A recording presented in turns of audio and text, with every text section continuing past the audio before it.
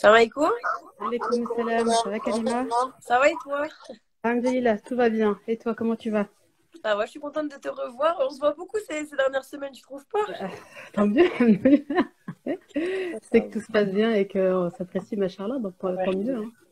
Mais bienvenue du coup sur notre deuxième émission de Nos Sœurs ont du talent. Merci, je te remercie de Euh, m'avoir invité. Sans plus attendre, est-ce que tu peux te présenter à nous, Aziza? Alors, Aziza Najib, j'ai 41 ans, je suis maman et j'exerce une profession qui est une profession passion. Mhm. Donc, en tout cas, l'intitulé, c'est la psychoneuronutrition, mais c'est exactement ce que je fais. C'est-à-dire que j'accompagne les femmes essentiellement dans tout ce qui est de l'ordre du trouble du comportement alimentaire. J'ai Mhm. reçu un mot, je sais pas, alors tu me vois bien, hein, tu m'entends Oui, je te bien, vois bien. Oui, oui, ça marche. tout va bien. Nickel. Donc, c'est tout ce qui est en lien avec, en fait, moi, mon kiff, c'est que les gens apprennent à avoir une relation saine avec l'alimentation, Mhm. une relation équilibrée et pas tout ce qu'on peut tout ce qu'on voit en fait, c'est-à-dire entre les personnes qui ont des pensées obsessionnelles avec l'alimentation, qu'il s'agit d'obsession de restriction ou d'obsession d'excès, hein, pas de contrôle. Mhm. Et puis au plus simple, hein, juste arrêter de grignoter, manger sans excès, ouais, tu vois. Donc c'est surtout tout ce qui va être en lien avec l'alimentation, mais dans le rapport à l'assiette. Vraiment Oui. avoir une relation à l'assiette qui est beaucoup plus saine. Et Mhm. c'est après que je m'occupe, si nécessaire, du contenu de l'assiette. Oui.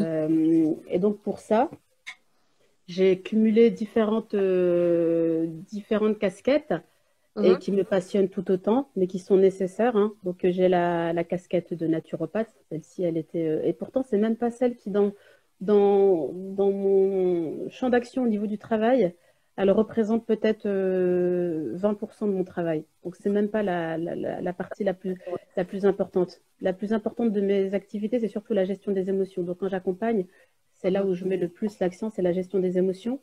Donc je pratique donc de l'EFT, praticienne en EFT.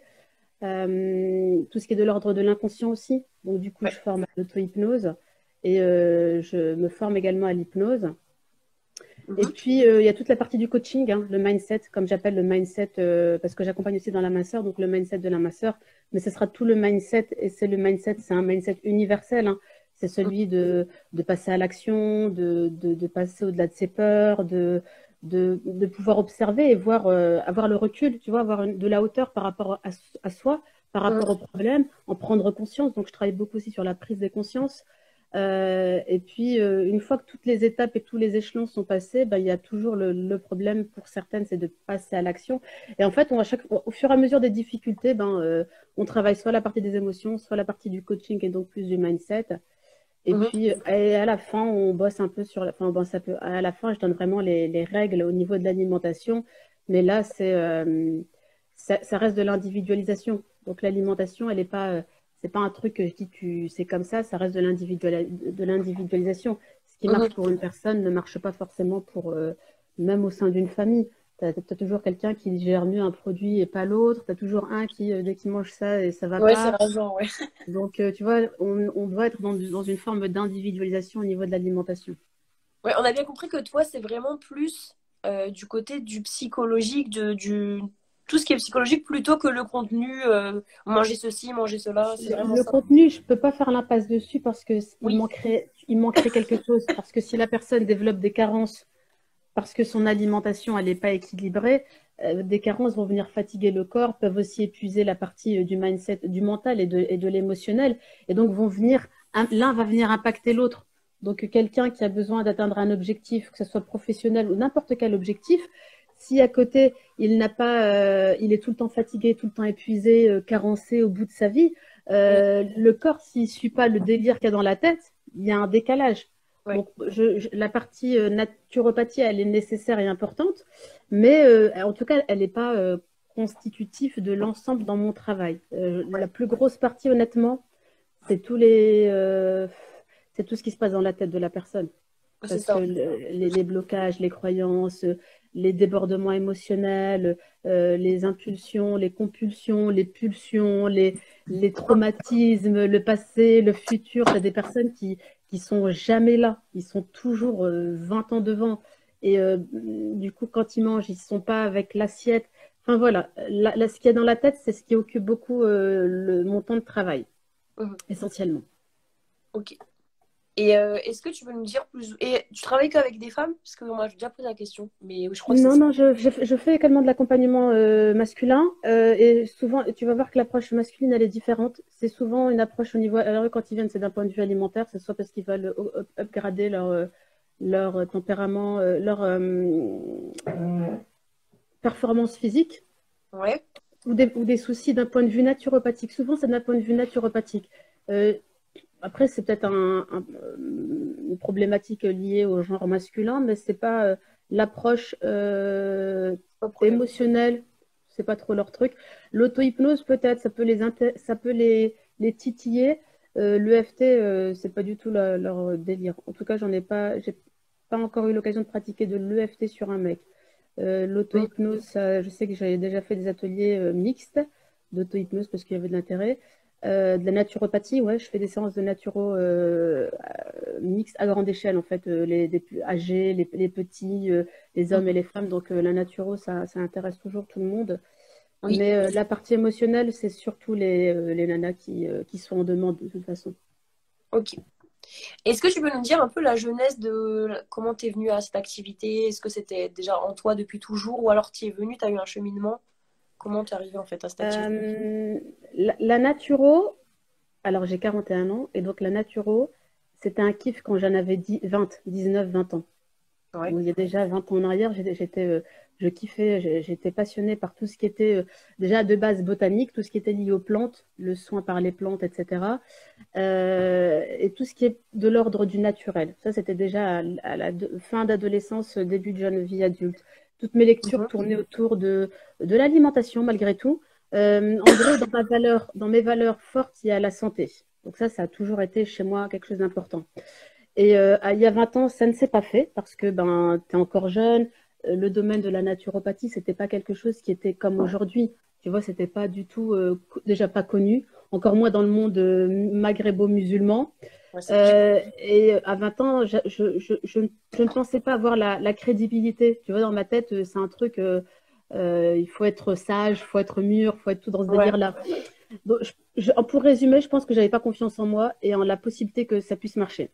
Et donc, c'est resté dans ma tête, mais j'ai toujours eu des lectures, des lectures de livres ou des lectures d'articles orientés sur l'alimentation, sur la santé, sur les choses les plus naturelles, même en termes de cosmétiques.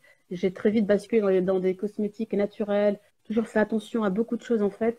Ok. Il y a pas mal de choses que j'ai moi-même déjà de base en autodidacte. Et Ouais. puis, on est en 2023.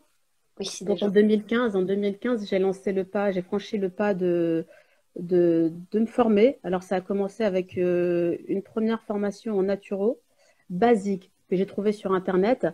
C'était une école qui faisait des cours par correspondance.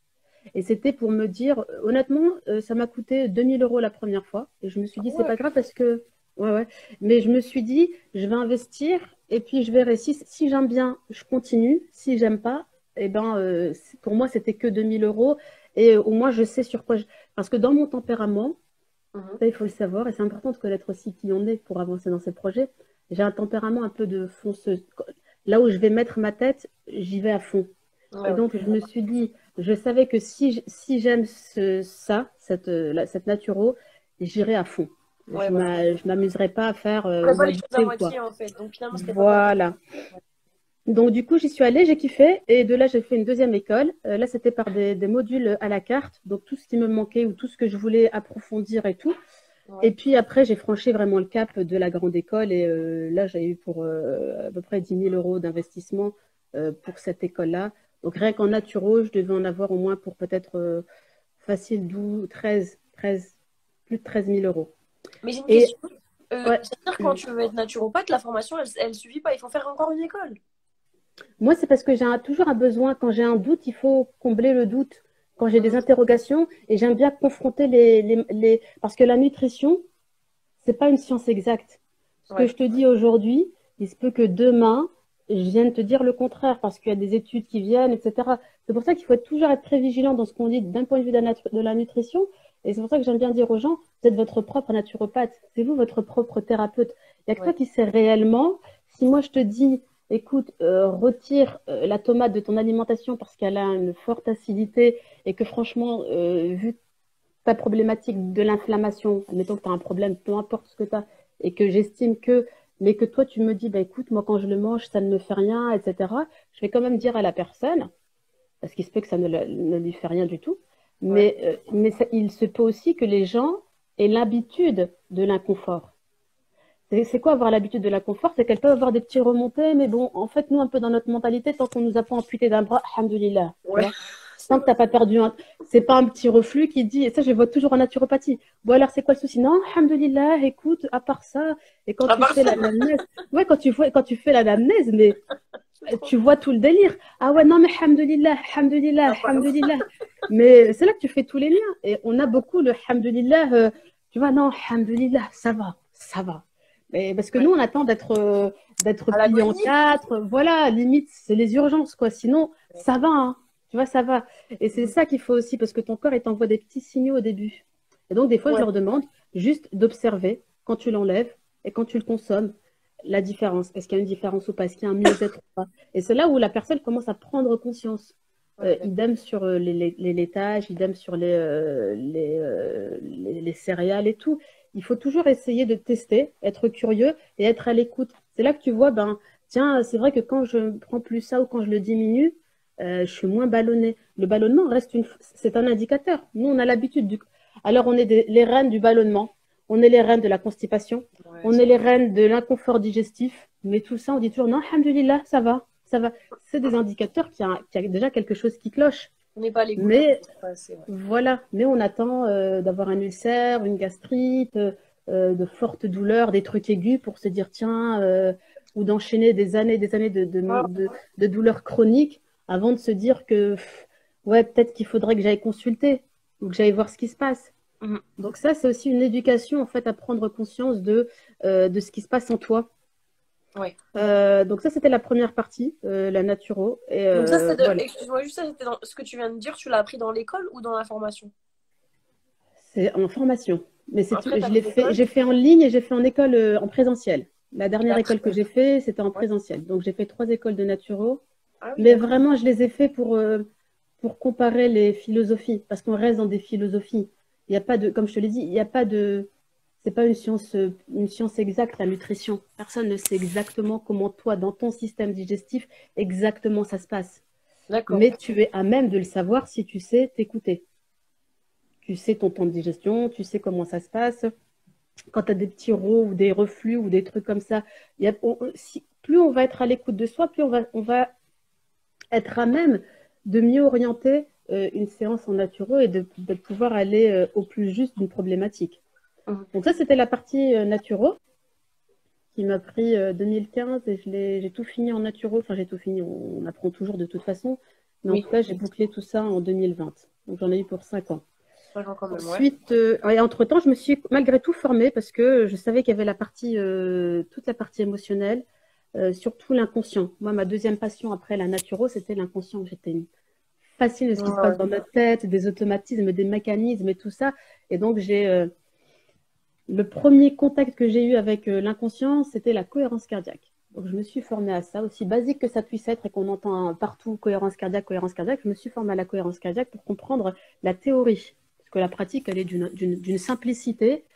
Mais il fallait que je comprenne l'impact que la respiration peut avoir sur nous au niveau hormonal, au niveau de ce que ça peut radicalement provoquer au niveau de tes émotions. C'est ce qu'on appelle une D'accord. neutralité émotionnelle. Le bien que ça peut te faire sur combien d'heures? Pourquoi du coup l'intérêt de le faire sur plusieurs, comme ça, 3 fois sur 4 heures? Mhm. Donc ça a été basique. Honnêtement, j'ai démarré dans la partie du, allez, du psychique. J'ai commencé par la cohérence cardiaque. Ensuite, j'ai Alisa, je tellement... te coupe juste une minute, excuse-moi, parce qu'il y a une sœur qui a demandé ce que tu faisais des consultations. Oui, elle fait des consultations, mais on en parlera à la fin de la vidéo. Donc reste jusqu'à la fin et tu peux aller même sur sa page directement. Il y a tout qui est indiqué hein, pour les personnes qui veulent prendre une Voilà, consultation. D'accord? Ok. ça marche. C'est Tu juste peux pour m'interrompre, rigoler, il n'y a genre. pas de souci, tu peux m'interrompre hein, dès qu'il y a des questions. C'est vrai que je ne fais pas attention aux questions. Et puis, du coup, bah, je me suis fascinée du domaine de l'inconscient, Mhm. sachant qu'avant même tout ça, étant donné que j'étais maman, je me suis toujours intéressée un peu à l'éducation, comment bien éduquer, comment bien ceci, comment cela, etc. Donc, c'était un domaine qui restait vif chez moi. J'y porte un intérêt. Ouais. Mais quand j'ai découvert le domaine de l'inconscient et le domaine de l'auto, alors moi j'ai commencé par l'auto-hypnose, parce Mhm. qu'il faut savoir que dans mon tempérament, toujours le tempérament, et c'est bien, plus on se connaît, mieux on peut utiliser cette connaissance de soi au service de ce qu'on veut faire. Ça, c'est capital en fait. Et peu importe le travail que tu veux faire d'un point de vue de ta santé, d'un point de vue, peu importe l'objectif, plus tu vas avoir une maîtrise de ce qui se passe dans ton corps physiquement, mais aussi dans ta psyché, et Mhm. mieux tu vas pouvoir aller de l'avant, enfin, avancer tout simplement. Et j'ai commencé par l'auto-hypnose parce que j'étais quelqu'un qui, et ça fait partie de mes valeurs, dans mon accompagnement, l'autonomie, c'est très important. Moi, il est important que, et je pars du principe que chaque individu est son propre thérapeute. On a Mhm. les outils en nous pour pouvoir nous prendre en main. Faut-il juste les maîtriser, connaître, savoir le sens des choses pour pouvoir les mettre en pratique. Et à partir de là, donc moi, j'ai basculé sur tout ce qui était auto, hein, même la cohérence cardiaque. Pourquoi la cohérence cardiaque? Pourquoi pas la hijama? Parce que la hijama, il faut que c'est quelqu'un qui me le fasse, tu vois. Alors que Ouais, la cohérence cardiaque, j'ai besoin de personne. Et c'est tous mes outils que j'ai, c'est des outils où la personne le fait sur elle-même. Et j'ai ouais. toujours opté pour des choses pour lesquelles il n'y a pas de branchement à faire, t'as pas de truc à télécharger, la respiration. Bah, ça ne te coûte pas, c'est gratuit et c'est en toi. C'est quelque Mhm. chose que tu peux traîner partout, là où tu vas.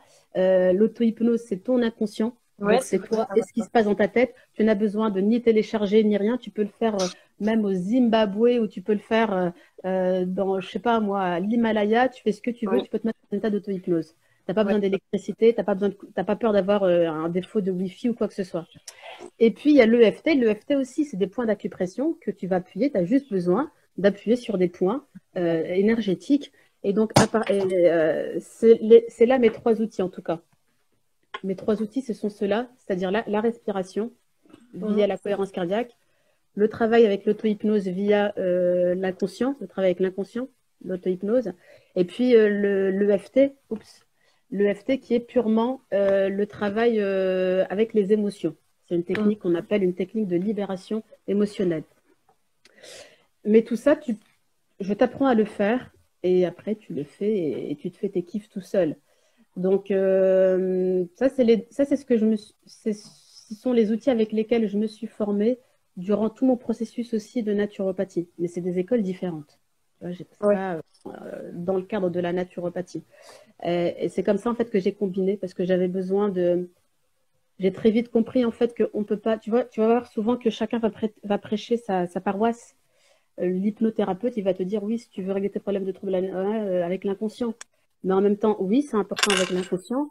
Mais si tu as des carences d'un point de vue de neurotransmetteurs, il faut aussi combler ça avec la naturopathie, avec l'alimentation. Oui, c'est un tout en fait, c'est ça. Tu vois, donc c'était l'intérêt, c'était de pouvoir donner un travail général et global.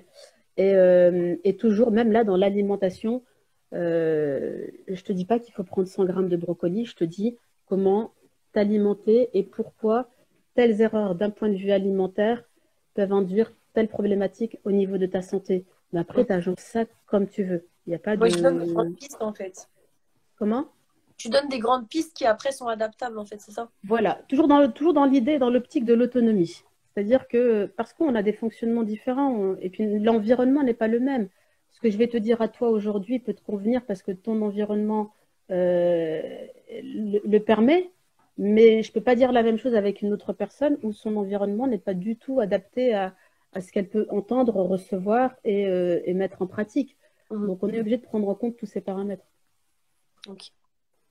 Et du coup, juste si comment dire, si tu essayes de nous dire en combien d'années t'as fait tout ça, donc naturopathie, l'inconscient, et c'était quoi là l'autre? Bah, le côté, on va dire assiette. l'EFT, donc les trois, tout ça en fait, tout ça, et le coaching avec, j'ai tout fait en l'hypnose. Il me reste encore l'hypnose de finaliser le praticien, mais c'est vraiment une question de timing. J'ai pas encore le temps. Et chaque année, je dis, Inch'Allah, cette année, je finalise le praticien.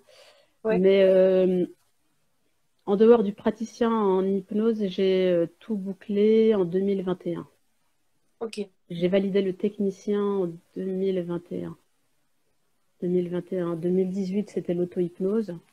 Donc en tout, Euh, ça prend plus ou moins combien de temps si on essaye de faire un calcul? moi, Donc c'est si pour les tu... personnes qui nous écoutent, hein, bien sûr. Ah oui, moi, j'ai mis... bah, après, je prends en compte ma situation. Je suis maman de 4 enfants. Ouais. Voilà, j'ai mes propres impératifs et responsabilités. Donc, du coup, moi, ça m'a mis depuis 2015 jusqu'à 2021, 6 ans. Bah, ça va, c'est pas beaucoup quand même.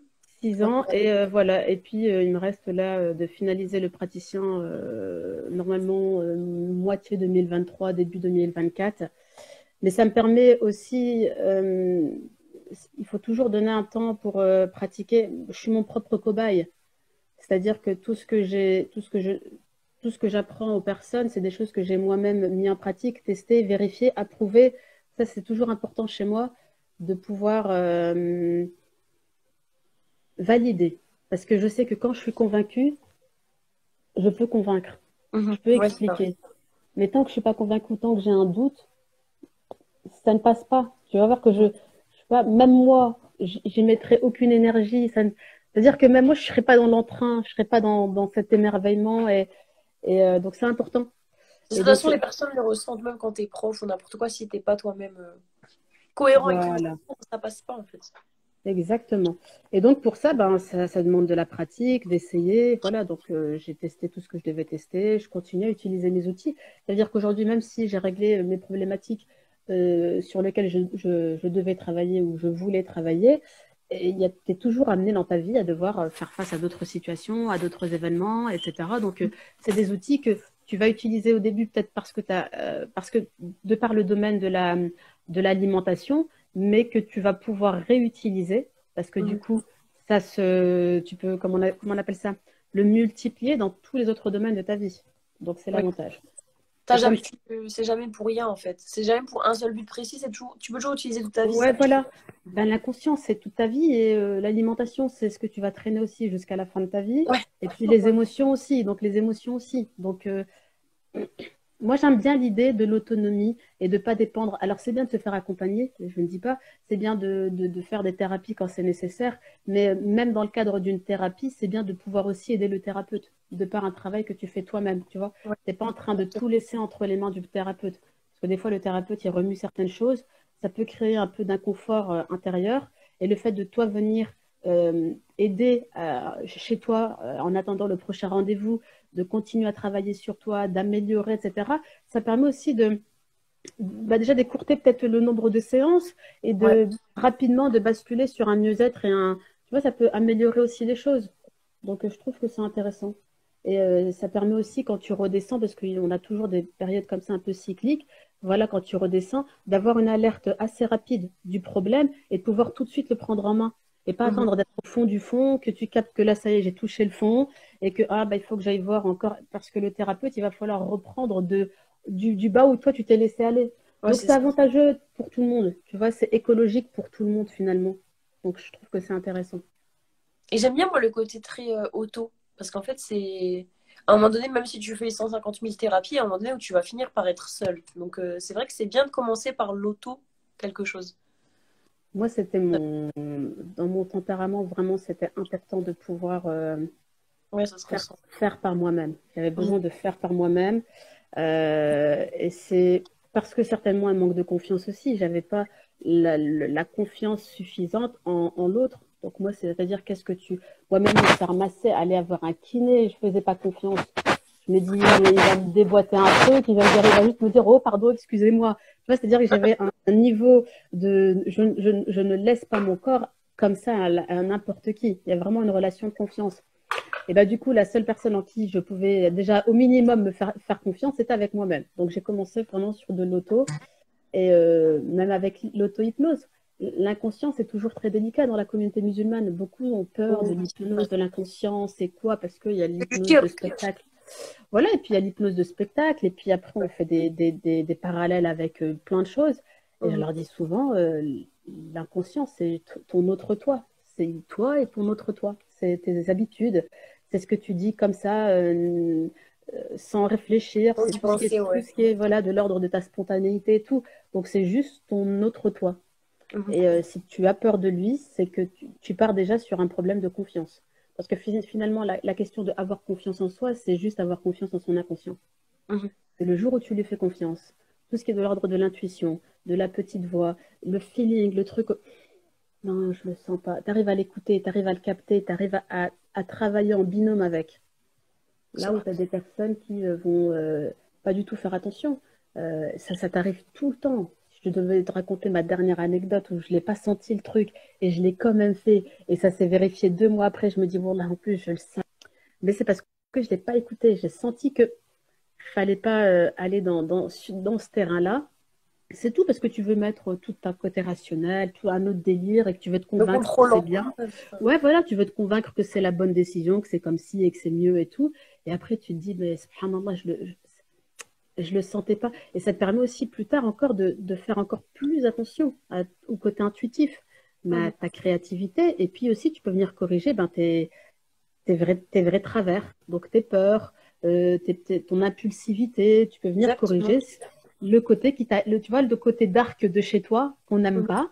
Eh ben, tu peux aller le corriger et essayer de régler certaines choses. Donc, c'est l'avantage. C'est vrai que je me disais, pendant un moment donné, je me demandais quand j'avais commencé l'atelier avec toi, auto-hypnose, je me disais, mais est-ce que au niveau religieux, etc., est-ce que c'est halal, etc. Et puis après, je me suis dit, mais en vérité, si j'apprends à m'écouter, c'est à mon raisonnement, je me suis dit, bah, du coup, Ouais. je vais voir quels sont mes défauts, mon impulsivité, le fait que je me mette en colère, ce genre de choses. Et si Allah, il voit que je corrige mes défauts, quelque part, il n'y a rien de. Tu vois ce que je veux dire? Je Ouais, me ouais, suis dit, non, ouais. subhanallah. Oui, dès Parce lors que. que tu t'améliores de toute façon et que c'est pas quelque chose qui vient, on n'est pas dans du shirk, on n'est pas dans du, Oui, tu vois, on est vraiment, moi là où j'ai complètement, comment dire, cassé les craintes liées à l'hypnose ou l'auto-hypnose ou tout simplement, c'est que c'est juste ton inconscient. Moi, à partir du moment où dès lors que c'est rationnel comme ça, c'est juste ton inconscient. Qu'est-ce que tu veux que je te dise? On n'est pas sur des, tu vois, on n'est pas dans de la numérologie, on est vraiment avec l'inconscient. bah oui, c'est toi, en fait. On n'est pas dans des. Ouais, donc c'est-à-dire que pour moi, il n'y avait même pas Par contre, moi, là où j'étais pas en confiance, c'était faire qu'on me fasse une séance d'hypnose.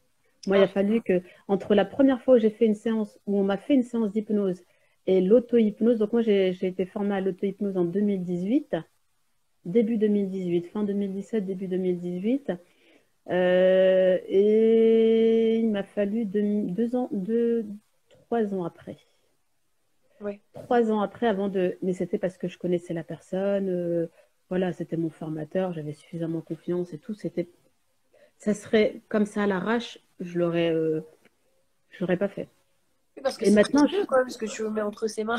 Pardon. voilà. Mais et puis après, quand tu te formes de toute façon à l'hypnose, ben les gens s'exercent sur toi et toi tu t'exerces sur eux. Et puis là, mais tu t'aperçois très vite que dans tous les cas, tu gardes le contrôle de ton conscient. Donc le conscient, il est toujours là. Oui. Vraiment, c'est quand tu comprends qu'à moins de basculer dans un coma, hein, l'inconscient, sinon tu es toujours en mode, c'est un état de conscience modifié, c'est ce qu'on appelle. Vigilant. Parce qu'on met beaucoup le mot inconscient, mais c'est juste un état de conscience modifié. C'est juste, Oui. il y a l'état de conscience conscient, le conscient, et puis nous, on va juste le basculer un peu en mode, on va modifier ton état de conscience. Oui. Mais c'est des états qu'on vit toute la journée. C'est-à-dire dans ta journée, on a des variations d'état de conscience. Il y a des moments où on est très rationnel, très lucide, très réfléchi. Et à des moments, on est hyper le truc eureka, le truc, tu sais, quand tu cherches quelque chose que tu as perdu Ouais. et tu y repenses à un moment inopportun. Ça, c'est Oui. C'est l'inconscient qui, à toujours ce comme moment-là, ça. est venu. Subhanallah. Voilà. C'est aussi un peu quand tu te mets à prier. Tu penses toujours à la gazinière à ce moment-là. Subhanallah, la gazinière, tu n'en avais rien à tirer avant de dire Allah Akbar. Je dis Allah Akbar. J'espère que j'ai. Tu vois, ça, tout ça, ça fait partie de ce qui vient de l'inconscient et qui peut aussi venir nous entraver dans notre quotidien. Parce que dès lors qu'on est dans une forme de lâcher prise, on permet à l'inconscient de pouvoir s'exprimer tout simplement. Mhm. Mais les grosses problématiques de l'inconscient, c'est quand tu ne lui donnes pas, tu ne lui octroies pas le droit à l'expression, parce qu'il parlera tôt ou tard, mais via Ouais. ton corps. Et Oui, c'est là c'est où tu as ça. des comportements, des troubles, voilà. C'est là où tu peux avoir des troubles du comportement alimentaire, tu peux avoir des maladies sans savoir pourquoi, des cancers, enfin voilà, il peut t'arriver plein de choses parce que à un moment donné, l'inconscient, par le biais du trop de restrictions, je cherche vraiment pas du tout à écouter, toujours trop dans le contrôlant, bah, tu finis par... il s'exprimera de toute façon tôt ou tard. Mhm. Donc, il représente 90% de ton être. Ouais, c'est vrai. Donc, si t'en fais pas un pote, tu le subis, hein. Quelque Après, part, c'est tu vas toi le qui le subir subis. plutôt, ouais, c'est Bah, bien ça. sûr, exactement. Et du coup, on a plus ou moins compris, mais pour la prochaine question, je voulais savoir qu'est-ce que ça t'apportait humainement. Bon, toi, déjà un peu développé, mais qu'est-ce que principalement ça t'apporte humainement au niveau de. Si t'enlèves ta casquette de professionnel, si juste c'est ta casquette de Aziza. Ouais. Moi, ça m'enrichit tous les jours et je suis encore pour l'instant toujours, parce que les cas sont tellement différents. Derrière les problèmes de poids, quels qu'ils soient, prise de poids ou perte de poids, derrière les comportements alimentaires, il y a toujours des failles. Mhm. J'entends par faille, c'est tout. Ça peut être des vrais traumatismes, des viols, de l'inceste, des attouchements, des abus. Ça peut être simplement une personnalité euh, très hypersensible et qui a été brusquée à un moment de sa vie et à partir de là, elle a développé une croyance. Et tu vois, ça peut être des choses toutes subtiles comme ça peut être des gros dossiers. Ouais, Et tu t'aperçois que chaque individu que tu as en face de toi, elle est unique dans sa problématique. ouais. Moi, je ne sais jamais quand je démarre un coaching, et souvent elles viennent avec juste la problématique du poids. Souvent, c'est ça. Oui, bonjour, c'est parce que j'aimerais perdre autant de kilos, etc. Toujours des petits trucs comme ça. Mais quand tu démarres le coaching, on n'est plus sur ce problème-là. Ouais. On n'est plus Bah, sur vers un cette truc. problématique-là. C'est-à-dire que le problème, d'où vient l'origine de ton problème à l'alimentation, il vient d'ici. Et donc, là où toi, tu es venu avec ce point-là, mais le problème, il est là. Ouais. Il va falloir d'abord régler tout ce cheminement-là. Toi, tu remontes la pelote en fait, et après tu descends. Voilà. Mais Ouais. tu crées, du coup, ben, tu remets les vraies fondations. Mhm. C'est-à-dire que tu sais que le jour où elle va venir à l'assiette, elle va arriver, elle va venir ou revenir à l'assiette de manière saine. C'est-à-dire Ouais. qu'elle sera plus dans euh, souvent l'alimentation, et ça je le dis aussi, nous dans la culture maghrébo-musulmane, déjà de manière générale, dans la culture musulmane, on a une forme d'éthique et d'hygiène de vie, que ce soit de l'ordre, tu vois, de l'ordre des addictions, on est Mhm. censé avoir une hygiène de vie saine, mais Ouais. que ce soit la cigarette, l'alcool, la drogue, les jeux, le sexe, tout ça c'est des addictions, on peut très vite basculer dans des formes d'addiction. Mhm. Étant donné que nous, en islam, tout ça est légiféré, ben, il ne reste plus que l'alimentation. Sauf que l'alimentation peut aussi être une Ah ouais, forme c'est vrai. de ouswès. On peut y mettre de l'ouswès dedans. Une forme de rigidité ou une forme de lâcher prise complètement où on est dans une forme de... On se lasse aller complet. Mais c'est oublier aussi que l'alimentation va impacter ton corps et que ton corps ne t'appartient pas. Ça reste qu'une amana et que tu te Ouais, dois aussi de lui donner son droit. Et en mhm. fait, c'est là que tu t'aperçois que nous, dans la culture, mais elle est aussi culture universelle, les défauts liés à l'alimentation sont acceptables. Tu vois, quelqu'un qui se goinfre, ben Oui, c'est c'est tout, il vrai, se c'est vrai. goinfre. Tu C'est vois, trop on vrai. va plus se dire, fais attention, tu fumes, c'est pas bon pour la santé, anana, l'alcoolisme, Ouais. etc. Mais tu Mhm. vois, alors quand la personne est vraiment obèse, on va dire, écoute, fais quand même attention. Tu as des problèmes qui ne sont pas visibles, des problèmes liés à l'alimentation qui ne sont pas visibles. Quelqu'un qui fait de la boulimie, qui mange énormément, qui après peut faire de la boulimie avec vomissement, il n'y a pas y a pas de... La souffrance chez elle, elle est réelle, mais personne ne le voit, parce que déjà, elle le fait en cachette, et Ouais. puis le fait qu'elle se fasse vomir, eh ben, il n'y a pas de problème de poids. Donc, Ouais. c'est tout. Les personnes qui ont des problèmes d'hyperphagie, elles sont vraiment dans de grandes souffrances parce qu'elles sont quotidiennement confrontées à ce problème-là, mais elles vont être confrontées au regard des autres. Ouais, mais tu fais pas attention, ouais, mais tu manques de volonté, ouais, mais c'est parce que tu es paresseuse. Et elles-mêmes, elles sont convaincues de ne pas arriver parce qu'elles se disent que de toute façon, je manque de volonté, parce que ceci, parce que... Donc, tu vis dans des douleurs et dans des souffrances qui, pour moi, ne sont pas visibles ou en tout cas pas reconnues comme... autant l'alcoolisme, on va lui donner un vrai droit, autant les problèmes de poids, on pense que c'est que des problèmes de volonté ou de Des motivation. caprices. Ouais. Voilà, c'est juste toi qui Ouais, veux pas. Alors que c'est aussi compliqué que quelqu'un qui veut arrêter de fumer. C'est aussi compliqué de quelqu'un qui doit faire face à l'alcool. Ça entraîne les mêmes neurotransmetteurs. Quelqu'un qui est dans la pulsion alimentaire, il est dans un besoin immédiat d'adrénaline, de récompense immédiate. On est dans un besoin d'adrénaline. Ouais, c'est pareil que toute autre addiction. Voilà, ça fait exactement, ça fait toujours, on a toujours les neurotransmetteurs qui font ça. Mais ça fait la même chose chez un fumeur. Il recherche les mêmes sensations. Un fumeur va rechercher les mêmes sensations que quelqu'un qui a un problème avec l'alimentation ou quelqu'un qui a un problème avec une addiction sexuelle ou autre. Donc,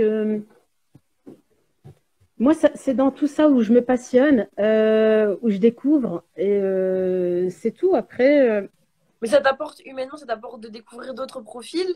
Mais est-ce que des fois, ça te conforte pas? Enfin, tu te dis pas, je sais pas comment dire, mais finalement, ça va. Parce que tu vois, tu dois avoir beaucoup de choses un peu compliquées. Est-ce que ça te conforte pas par rapport à toi-même en te disant, bon, peut-être que j'en ai fait trop par rapport à moi. Tu vois ce que je veux dire? Des fois, le fait de voir d'autres problématiques, peut-être que tu peux relativiser sur toi-même. Je sais pas. alors, moi, ce que ça a fait chez moi, c'est qu'effectivement, je me suis dit, alhamdoulilah, ma vie enfant, ma vie adulte, parce que des fois, on a toujours un peu tendance à dramatiser, hein. Oui, voilà, Et en c'est fait, vrai. tu t'aperçois que non, de loin, t'as eu une vie stable et tu mènes une vie stable. Donc ça m'a permis d'avoir un bon baromètre vis-à-vis de moi. Euh, mais ça n'empêche pas toujours de te dire que moi, j'ai découvert que l'humain peut être dans une telle souffrance, Mhm. et ça, je l'ai découvert encore il n'y a pas longtemps, dans une telle souffrance où on peut croire en Dieu et être à bout et vouloir se suicider, vouloir mettre fin à ses jours. Mhm. Et c'est tout, ça fait partie de l'humain. C'est-à-dire que des fois, tu ne vois plus une personne qui est croyante, tu vois juste un être humain Mhm. avec son vrai, qui est confronté à sa vraie problématique. C'est-à-dire que là, tu sors complètement, toi, de ton propre schéma de pensée, hein. C'est-à-dire qu'à ce moment-là, tu occultes tout, tout ce sur quoi toi tu vas te dire, ah bon, tiens, c'est bizarre. Ben non, là, tu sais que tu as juste un être humain qui est Ouais. au bout de sa vie. Et c'est tout, tu dois pouvoir prendre ça en compte. Et l'idée, c'est de pouvoir l'amener, voilà, lui donner les outils et les clés pour que la personne puisse prendre sa vie en main. Et je vais te donner un exemple, c'est celui de ce matin. J'expliquais à la dame que j'accompagnais ce matin. Ouais. Je lui dis, moi, mon objectif de travail, c'est pas le résultat que tu veux atteindre, parce que le résultat, il dépendra toujours que de toi.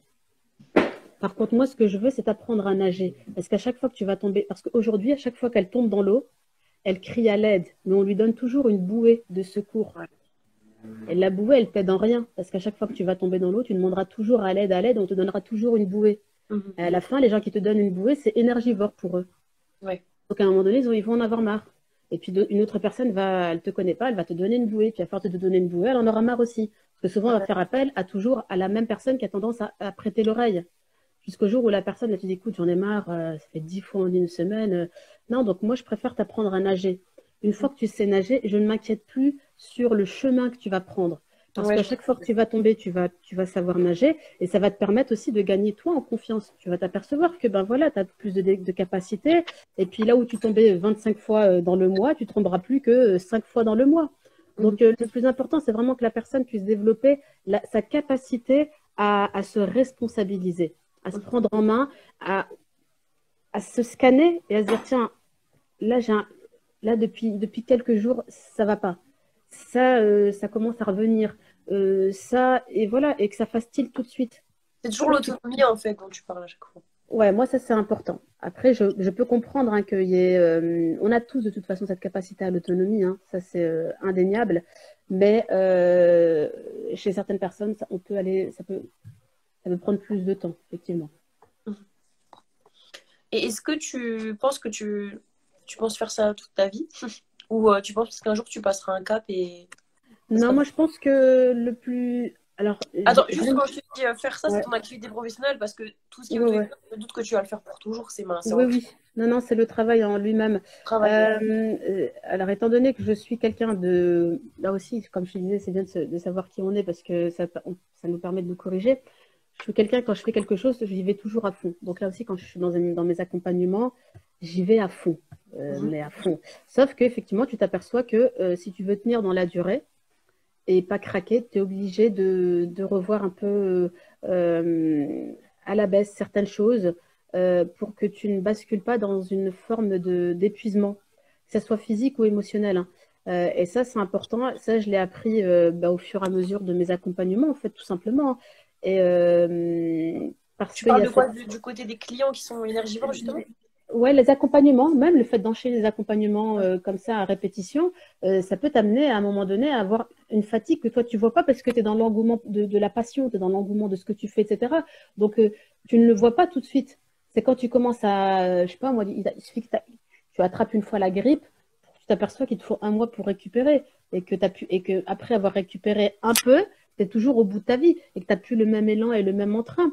Donc je pense qu'il faut savoir euh, y aller tranquillement pour pouvoir tenir dans la durée. Je pense que avec là, c'est vraiment ce que j'ai pu, ce que en tout cas je prends conscience maintenant. C'est si je veux tenir dans la durée, euh, y T'écouter? aller, mais ouais, m'écouter, mais surtout euh, vraiment y aller tranquillement, quoi. Parce que mon caractère qui veut que voilà, j'ai un tempérament et ça, je l'aime bien, c'est aller de l'avant, ne pas lâcher, avancer.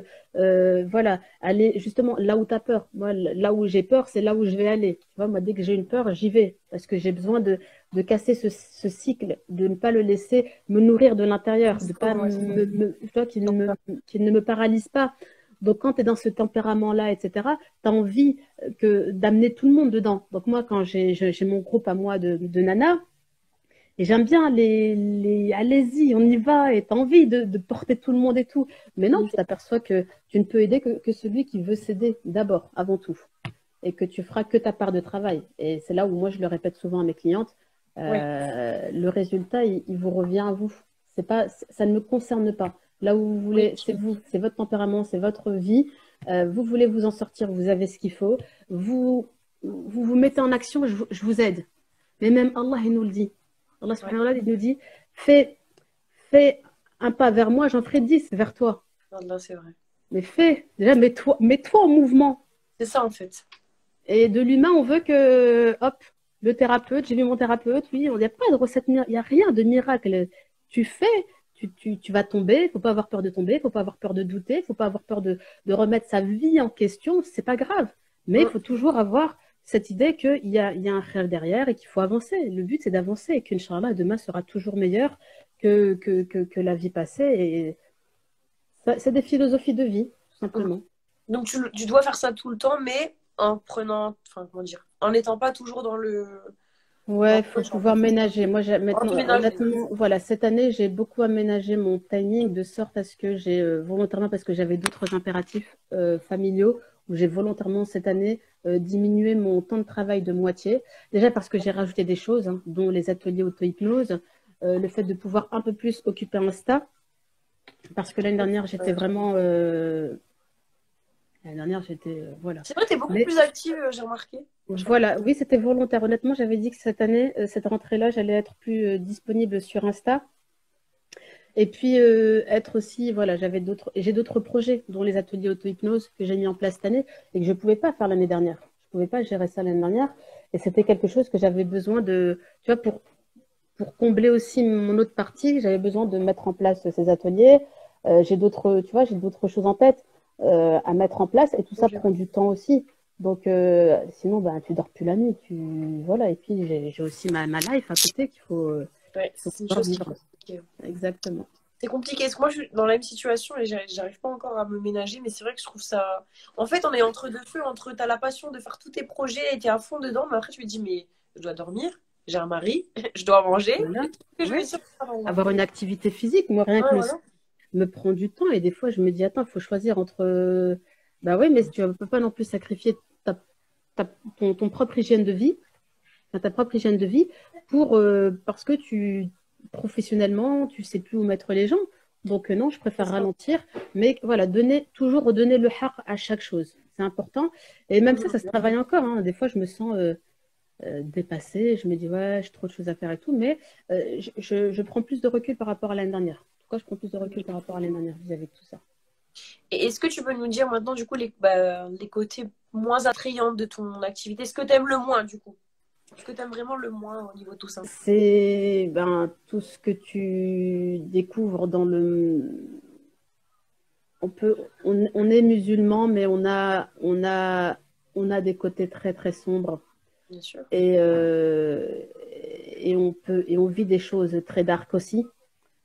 Et tu es confronté aussi à des remises en question des personnes, tu vois, des remises en question jusqu'à pourquoi je vis ça, pourquoi Dieu, pourquoi, tu vois, des trucs vrais, vrais. C'est-à-dire que des fois, alors que c'est pas ma casquette, hein, enfin, j'ai jamais été, c'est parce que je suis musulmane, mais du coup, je vais parler avec mes tripes en tant que femme musulmane, Oui, mais voilà. tu t'aperçois que tu dois aussi les aider à mieux comprendre aussi le pourquoi de leur cheminement sur cette terre. Pourquoi si. Et c'est vrai que des fois, ben, c'est trash. Franchement, Tu des veux dire fois, que c'est tu as un trash. peu des fois une casquette d'imam entre parenthèses, malgré toi? Non, pas du tout, parce que je Pas suis imam, mais très... tu vois ce que je veux dire? Ouais, je peux, comme là, je peux te donner des... Tu vois, comme là, je vais te dire, et encore des fois, j'ai même pas de précision absolue. Je peux pas te sortir tel hadith exactement, donc je vais Oui, l'arrondir et je vais dire, je vais essayer d'imager, de faire imager. Mais souvent, je vais toujours faire un parallèle avec... moi, quand je parle de discipline et de persévérance, je reprends toujours la prière. Je dis toujours aux femmes que nous sommes une religion de l'action. Quand j'ai une nana qui a du mal à passer à l'action, je dis, sister, à partir du moment où tu es musulmane, le din, c'est une pratique. On ouais. parle de pratique religieuse. Mhm. Donc, on est une religion de la pratique. Et quand il faut parler de discipline, je peux autant parler de la vie du quotidien en disant, voilà, autant je peux remettre complètement les vrais points essentiels qui sont liés à la religion. Et la régulation du temps, la prière, elle a un timing à chaque fois. Ouais. C'est tac, tac, tac, tac, tac, tac, tac. Tu dois être dans cette pleine conscience. Donc, je vais travailler la pleine conscience.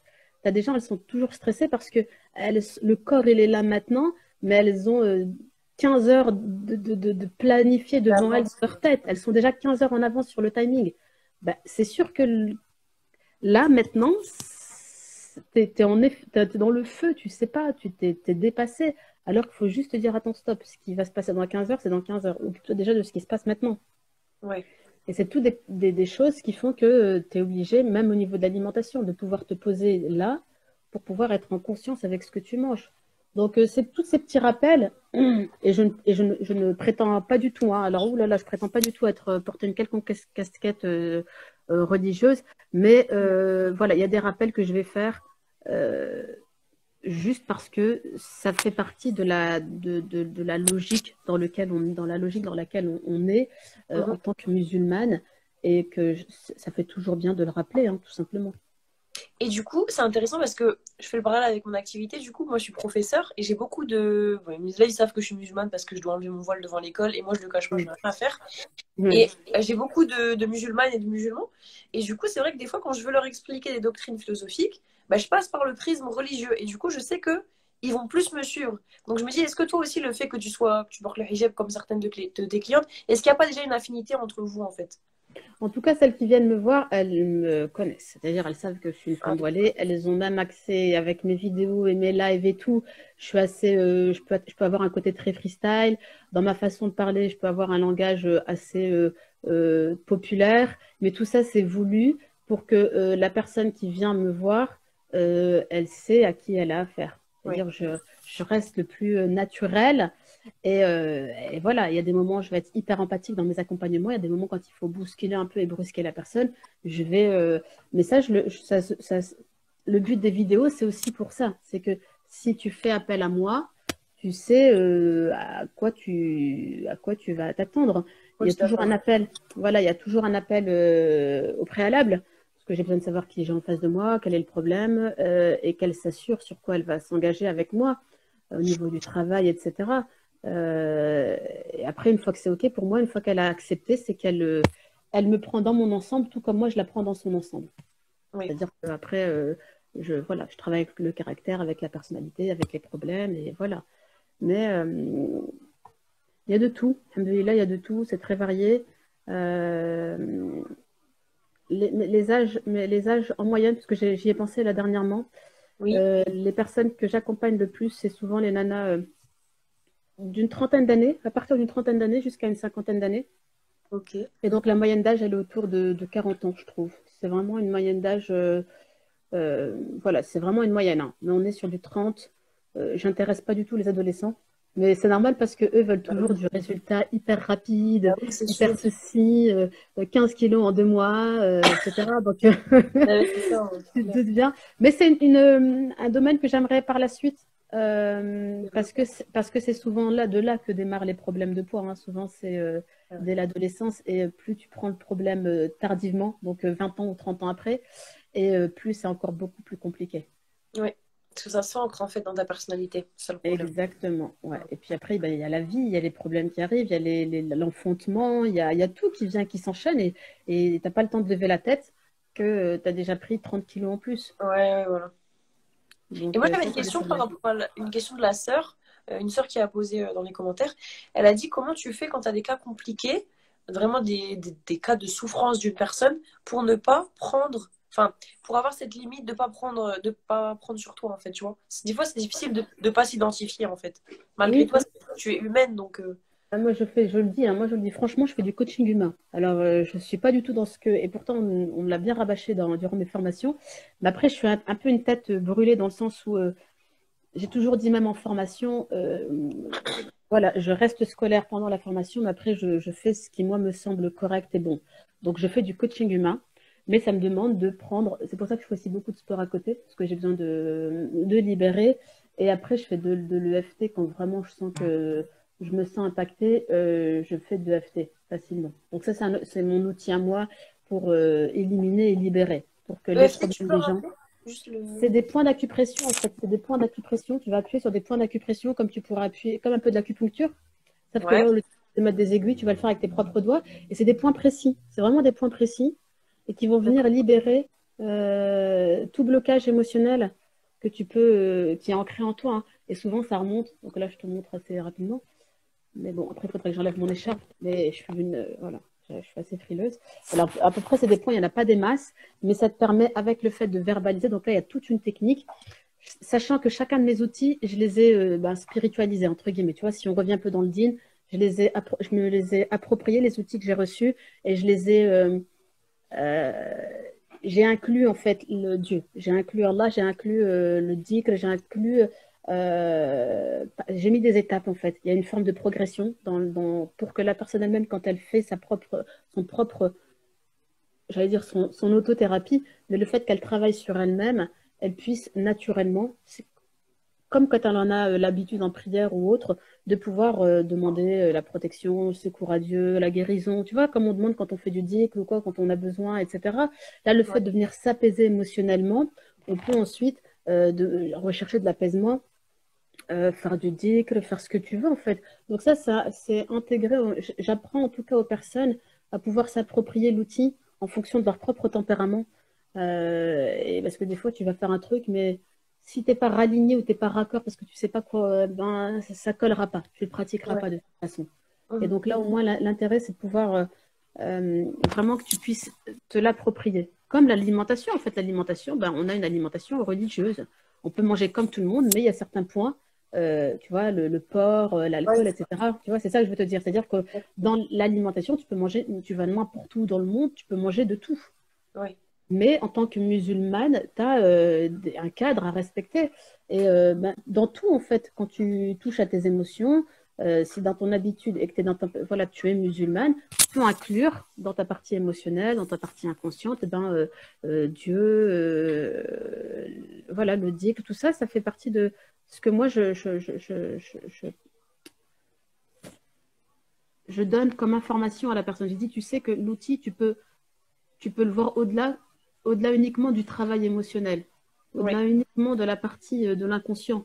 Tu peux vraiment l'intégrer parce que quand tu es quelqu'un de religieux, quand tu es une musulmane, bah, la présence de Dieu, elle est constamment dans ta tête de toute façon.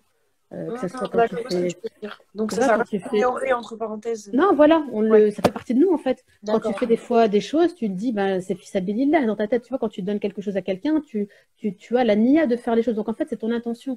Tu as la D'accord. nia de le faire. Quand tu commets toi-même un péché, tu te remets assez vite en question. Toutes ces choses-là font que bah, quand tu travailles sur toi, y a pas de raison qu'on vienne se dissocier du divin, tu vois. Bah Je veux oui, dire, bien sûr, il fait ouais. partie de nous. C'est C'est vrai que surtout ça en fait. c'est bête en fait, ouais. Je Voilà, vois. parce que des fois, quand tu fais des séances avec quelqu'un qui n'est pas musulman, il y a des femmes qui me disent, j'ai jamais osé franchir le cap de la thérapie parce que je ne sais pas quoi dire, moi, à une personne qui n'est pas musulmane, elle ne comprendrait pas mes problèmes. Et c'est vrai que des fois, quand tu as des nanas qui ont des problèmes que moi, je peux comprendre et entendre parce que c'est connu dans la culture Ouais, maghrébine ou dans la communauté musulmane, nous, ça ne choque pas, ouais. mais que voilà. Donc, c'est des choses qu'elles sont plus à l'aise parce que, justement, tu es ce que tu es qui tu es finalement. À s'identifier à toi, en fait, peut-être. Tout à fait, ouais. Ok. Et parce qu'on va toucher bientôt à la fin de l'émission, est-ce que tu pourrais donner, si tu avais des conseils à donner aux personnes qui voudraient faire un peu comme toi, naturopathie, le côté inconscient, le côté alimentation, tu pourrais leur donner quoi comme conseil un peu rapidement? En Sur la bref, partie, on va dire. ouais, le conseil pour se lancer, c'est déjà de se lancer, déjà de ne pas se poser 20 000 questions. Si c'est vraiment quelque chose que tu as envie de faire, fais-le. Ouais. N'aie pas peur d'investir parce que la connaissance, c'est comme la santé, ça n'a pas de prix. Mm. Pourquoi? Parce que c'est quelque chose que tu peux diffuser. La connaissance, tu peux la diffuser. C'est pas un Mhm. truc, c'est pas une paire de chaussures que tu as achetée et puis qu'elle va se perdre dans le temps. Tu vois, non. Là, la connaissance, si ce n'est, et c'est une de mes craintes, et je le dis toujours et je vais le répéter, tu j'en profite ici, c'est que moi, une de mes peurs, c'est de mourir avec la connaissance. Moi, j'ai besoin que la connaissance, elle soit entendue et comprise par un maximum de personnes parce que ça serait bête que tu meurs avec tout cet investissement et on t'enterre avec. Quel est Exactement. l'intérêt? Le Donc, capital. ne pas avoir peur, voilà, ne pas avoir peur d'investir dans la connaissance, que c'est un gain, parce que même si tu... Bon, alhamdoulilah, tous mes investissements ont été rentabilisés par le travail, donc j'ai pas de regrets là-dessus. Et puis d'un point de vue personnel, je veux dire, tout ce que tu apprends, c'est très enrichissant pour toi. Déjà, rien Mhm. que d'un point de vue pour toi, je veux dire, moi, ce que je transmets aux femmes, c'est ce que moi-même, je fais sur moi. Donc, j'applique de toute façon et je trouve que et c'est là où tu vois toujours les bénéfices et les bienfaits. Et de là, quand toi, tu pratiques et que tu en vois les bénéfices, ben, tu continues à... En fait, ça crée toujours cette dynamique parce que tu es Mhm. convaincu, donc tu vas dans le truc, tu en parles, etc. Donc, Ouais, je me suis pas non. moi, vraiment, l'idée, c'est que si, Se lancer sans même si tu n'es pas convaincu, n'aie pas peur de le faire. N'aie pas ouais. peur de tester. De toute façon, il faut toujours essayer et tester, hein.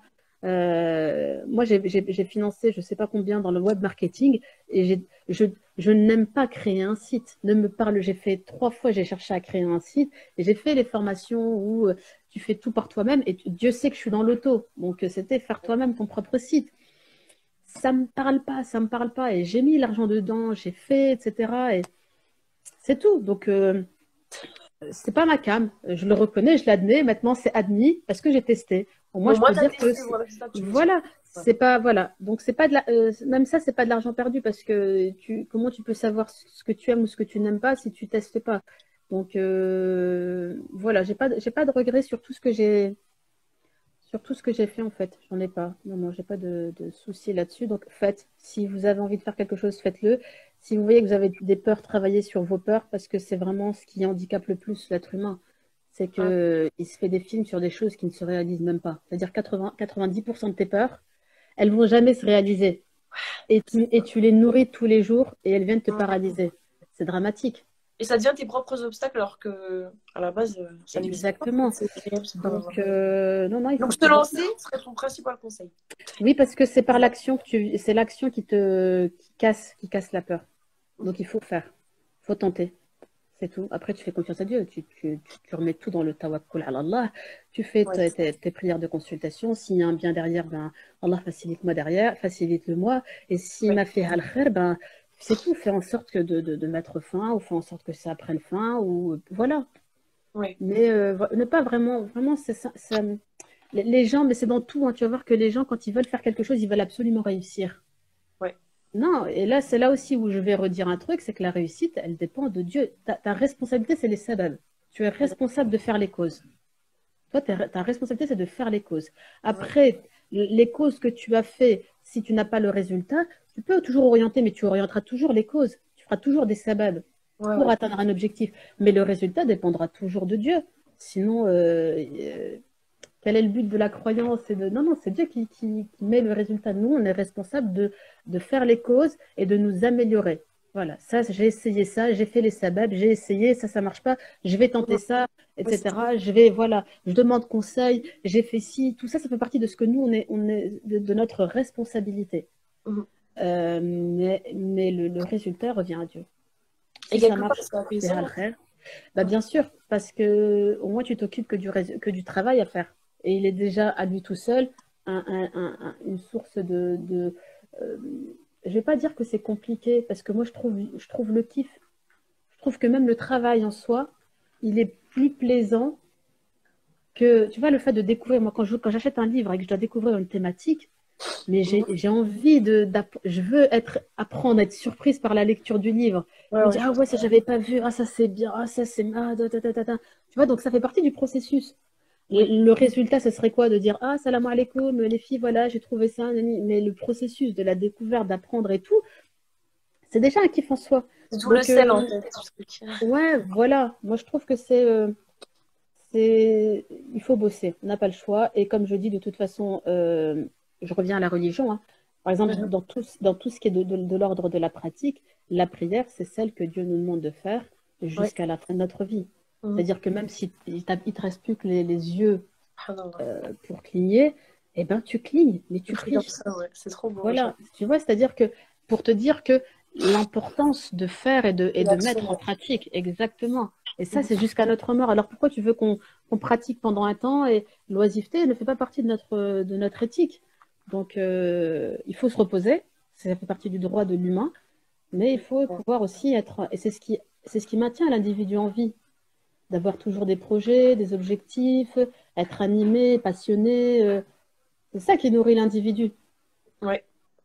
Tu vois, donc c'est important. Donc les nanas qui veulent, peu importe le domaine de formation qu'elles veulent faire, faites-le, mais sans avoir peur de toujours, ouais, mais si jamais ça marche pas, c'est souvent ça. Si jamais Oui, ça non, marche ça, pas, si ça, ouais. jamais, ouais, mais si jamais ça marche pas, eh ben, on n'a aucune garantie que ça marche. Moi, tout ce que j'ai fait, j'avais pas la garantie. Alhamdulillah, vraiment, je suis reconnaissante là-dessus, vis-à-vis de Dieu, parce que euh, j'ai pu et j'ai investi, hein. Franchement, j'ai investi, hein.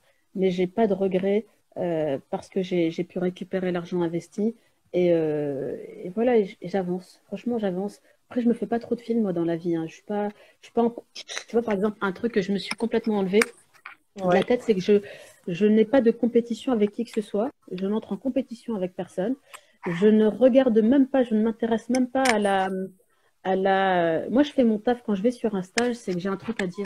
Je le dis, je le fais et je m'occupe de mon travail.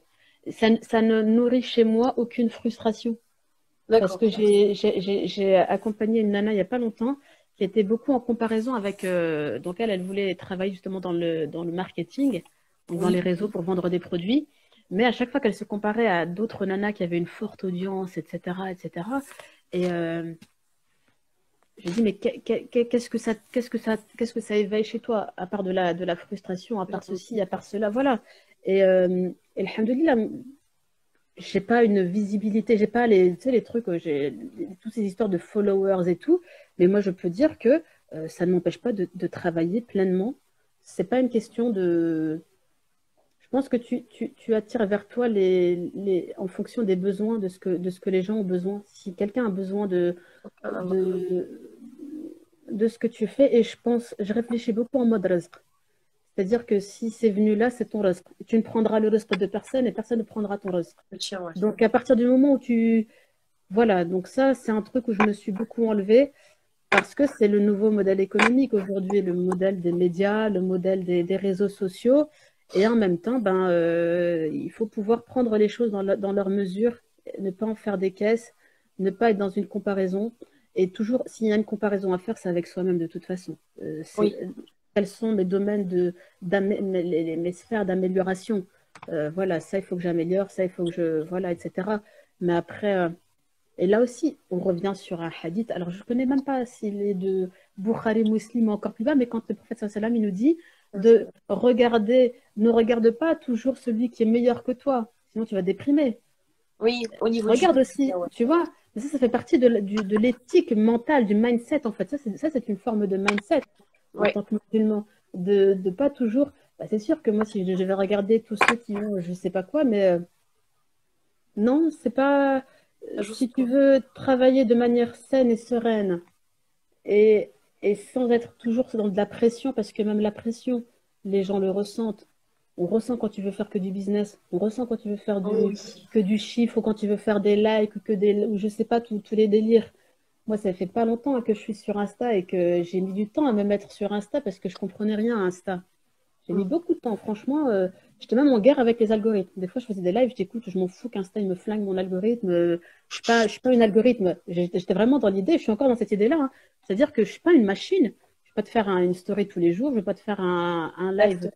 Je suis Si t'as rien à je suis dire, pas en une fait, machine. ouais, si t'as rien Bah, à je suis dire. pas une machine, je suis juste un être humain. Donc, je vais me mettre à la hauteur de moi et de mon environnement et je donne ce que je peux quand je peux. Et puis s'il y a un risque derrière, eh ben, alhamdoulilah, si quelqu'un tombe sur une de mes vidéos, c'est qu'elle lui était destinée, c'est tout. Ouais. Et celle qui n'ont, c'est que c'était pas son risque, c'est tout. Ouais. Donc, ça, c'est important pour vraiment libérer, hein, parce qu'en termes de charge mentale, il y a tas de quoi faire hein, dans la Ouais, vie, hein. donc, ce que tu pourrais dire comme conseil, c'est du coup foncer et ne pas trop regarder, ne pas trop se comparer pour pas se miner le moral, en fait, Mm, c'est ça? voilà, et orienter le focus sur le travail plus que sur le résultat. Ouais, Je travaille, je fais ce que j'ai à faire. Fais le taf. processus, Fais ouais. ce que tu as à faire. Le Mhm. reste viendra, mais fais ce que tu as à faire. Est-ce C'est que tu surtout peux ça. nous dire en quelques mots le mot de la fin, disons. Le mot de la fin. Qu'est-ce que Sur je quoi pourrais te t'aimerais dire? sur quoi t'aimerais qu'on termine, en fait? Ouais, ce beau live, machin. Moi, je dirais action, ça te représente bien. Ouais, mais le mot qui m'était venu, c'était oh, il y en a plein. Il y a faites-vous confiance. Soyez des opportunistes de Mhm. votre vie, hein. Soyez des opportunistes de votre vie et élargissez votre champ des possibles.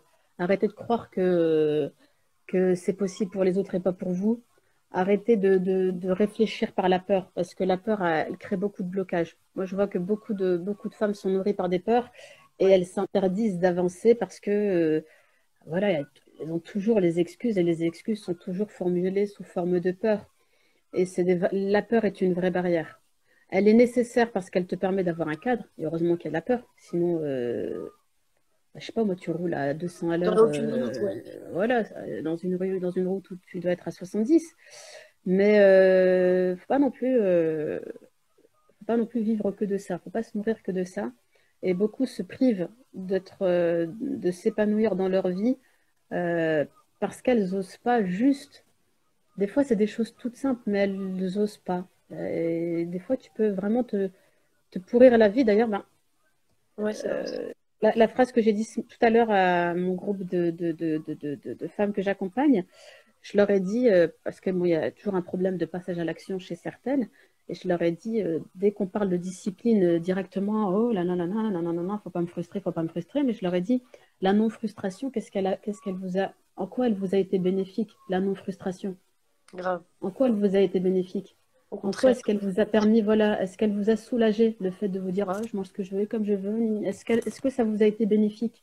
Ouais. Non. Donc ne mettez pas du mal dans le mot discipline. Le discipline, et je parlais justement de frustration par rapport à, je ne sais plus le mot, comment je l'avais formulé, une alimentation confortable mais nuisible. Est-ce que Confortable, tu ouais, c'est vrai. préfères, voilà, avoir une alimentation à ton habitude, donc sans changement, mais qui t'est nuisible, ou ben, provoquer un peu du changement avec un peu d'inconfort, mais pour quelque chose pour du mieux-être, pour du Mhm. bien-être et du plus sain. Mhm. Il faut savoir faire le deuil c'est ce que j'explique aux femmes aussi, faire le deuil de ton alimentation pour les femmes qui sont obèses, par exemple, pour les femmes obèses ou qui ont des problèmes avec l'alimentation, tout simplement, faire le deuil de cette alimentation réconfortante, Ouais. doudou, etc. Et même pour les personnes qui ont des problèmes d'anorexie, bah, faire le deuil de cette restriction et de tout le kiff qu'il y a dans cette restriction.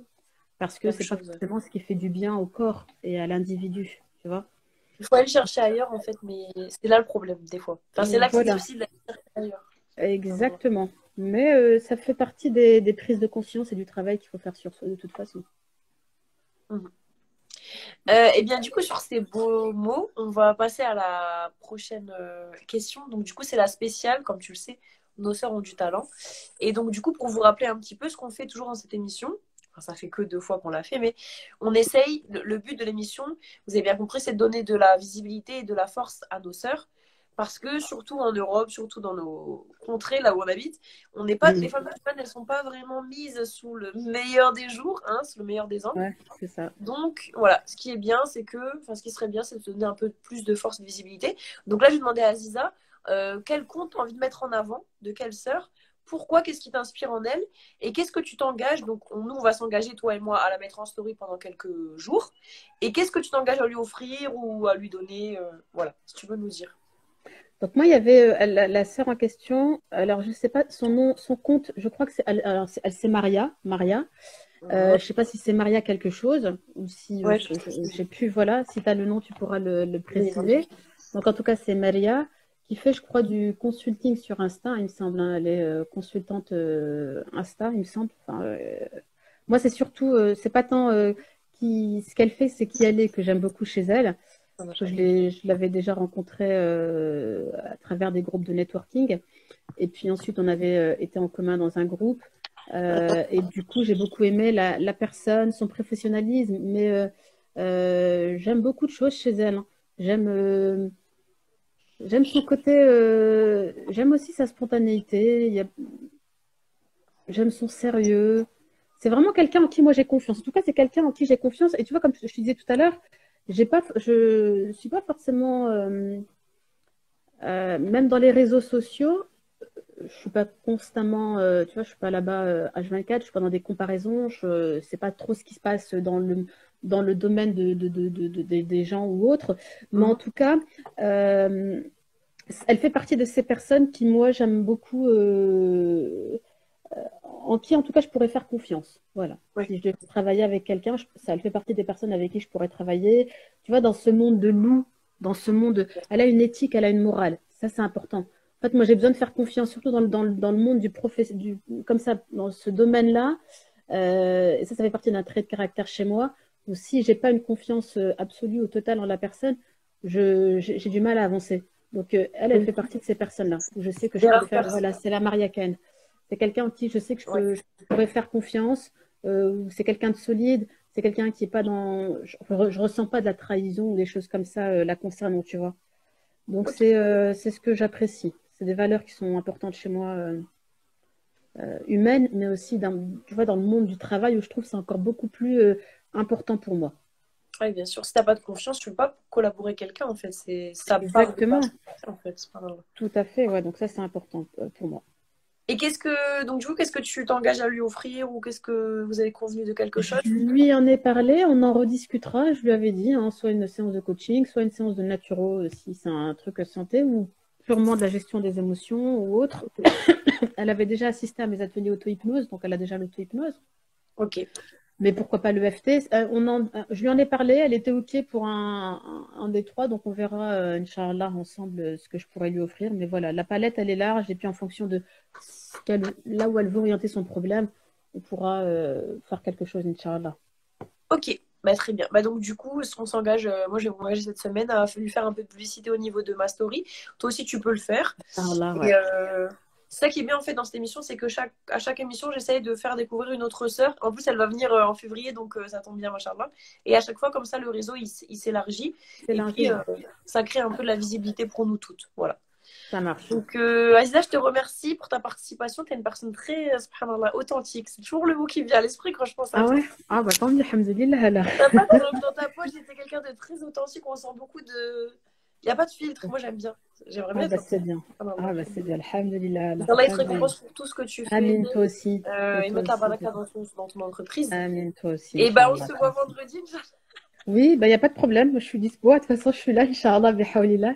Bah, écoute, merci à toi. Merci de m'avoir invité. Merci de m'avoir proposé. Et et puis, et voilà, merci pour ce que tu fais aussi. Parce que, comme tu dis, on a besoin de mettre en avant aussi les femmes de la communauté et de leur donner la possibilité de s'exprimer aussi. Donc, c'est gentil aussi de ta part. Merci beaucoup. Et merci à tous ceux qui nous ont suivis. Donc, on se dit au mois prochain pour le 3e épisode, Inch'Allah. Inch'Allah. Parfait. Salam alaikum. Merci à toi. Salam alaikum. Merci.